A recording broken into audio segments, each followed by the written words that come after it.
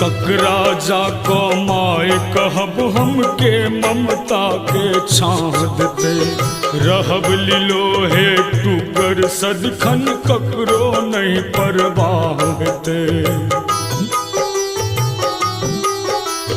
ककरा जाको माय कहब हमके ममता के छाह देते रहब लिलोहे टुकर सदखन ककरो नहीं परवाह हेते।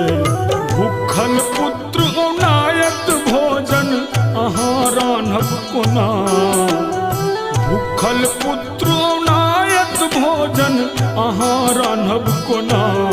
माये अहाँ बिनु जिंदगी निमाहब कोना, ये माँ अहाँ बिनु जिंदगी निमा